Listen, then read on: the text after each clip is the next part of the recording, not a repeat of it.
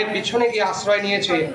তাই সবাই আমার পেটারি চণ্ডী দেবীর নামে, মঙ্গল চণ্ডীর নামে সবাই বলুন হর হর মহাদেব, জয় মা চণ্ডী কি, জয় মা মনসা কি, জয় মা মনসা কি।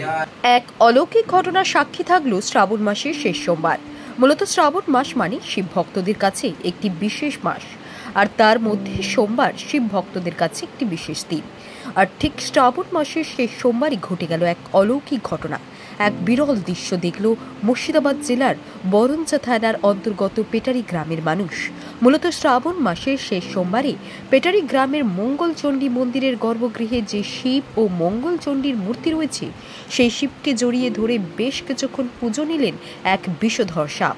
আর তারপর গ্রামের মানুষ একে একে সেখানে পৌঁছাতেই সেই সাপ শিবের পেছন দিকে আশ্রয় নেয় বলে দাবি করছেন ওই গ্রামের মানুষ।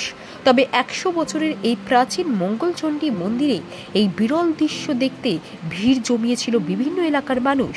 ওই মন্দিরের পুরোহিত পার্থ চট্টোপাধ্যায় মন্দিরে পুজো দিতে এসে দেখে দেবাদিদেব মহাদেব শিবকে এক বিষধর সাপ জড়িয়ে ধরে ফনা তুলে বসে আছে। আর সেই খবর জানাজানি হতেই ঘটনাস্থলে একে একে ভিড় জমায় বিভিন্ন এলাকার মানুষ। তবে সেখানে দর্শনার্থীরা পৌঁছাতেই সেই বিষধর সাপ আশ্রয় নেন মহাদেবের মূর্তির পেছনে। তবে এই ঘটনাটি কতটা অলৌকিক বা কতটা যুক্তিযুক্ত সেটা দর্শকদের নিজ নিজ ভাব প্রকাশের উপর নির্ভর করবে। আজকে শ্রাবণের শেষ সোমবার, আমি পার্থ চ্যাটার্জি, শ্রী শ্রী মঙ্গলচণ্ডী মাতার সেবায়িত আমার গ্রামের সর্বজনীন মন্দির। আজকে একটি অলৌকিক ঘটনা এই মন্দিরের মধ্যে ঘটে যাচ্ছে বা ঘটছে। যেমন একটি বিষাক্ত খড়ির সাপ, যেটা হচ্ছে দুধের খড়ির সাপ, প্রথমে বাবার ওই মানে বডি থেকে ত্রিশূলের ওপরে জড়িয়ে ঠিক এইরকম ভাবে বসেছিল।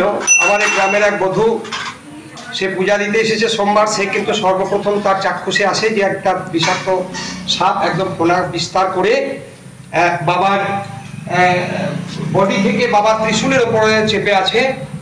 তো যাই হোক, আমি এলাম, আমি এত চেষ্টা করলাম যে ঠাকুর পূজা তো করতে হবে তোমার। তা বাবার পিছনে আবার প্রথমে বান গোসাইয়ের কাছে ডান দিকে ঢুকে যাওয়ার পরে আবার পুনরায় বাবার কাছে গিয়ে বাবার পিছনে এবং মায়ের পিছনে গিয়ে আশ্রয় নিয়েছে।